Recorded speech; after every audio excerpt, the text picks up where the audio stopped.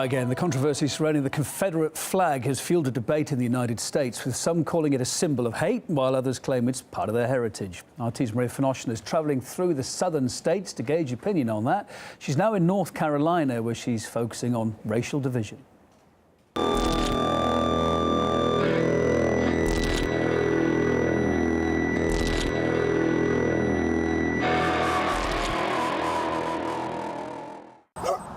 Slavery is part of America's history, both in the North and here in the South.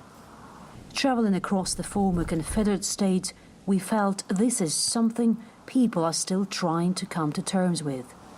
It's like your horse. You own your horse, but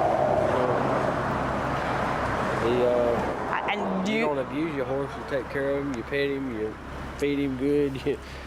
Did you just compare black people to horses? Well, you know, it's part of our history. I have no control of what happened 200 years ago. And I think it's wrong, by the way.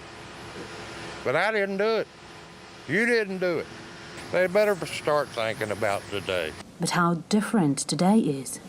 You mean racism, period? Yes, it does. It always has. Yeah. You feel it?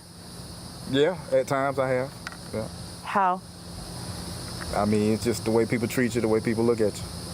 Yeah. Forgetting is especially hard when people constantly remind you of historical injustices.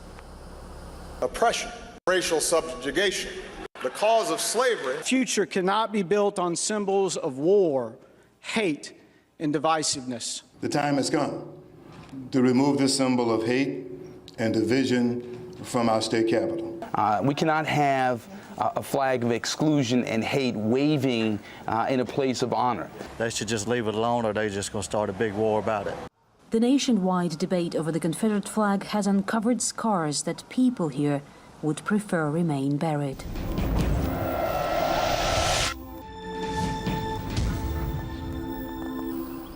This is a black cemetery, only African American people buried here, and it is one of so many in all across the South.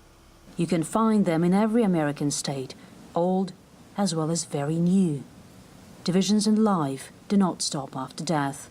We're talking about in 2015, we're still talking about racism, we're still talking about these different things, but I feel that God is still going to show his hand. This pastor's church in North Carolina is one of 8 African-American places of worship in the South to have been burned down since the Charleston tragedy, when 9 black people were shot dead during Bible study. Investigators have not yet provided answers on what caused the fire here, and many believe the truth is deliberately being covered up.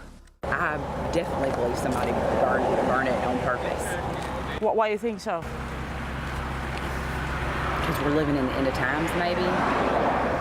More travel notes from our correspondent in the American South can be found on our site.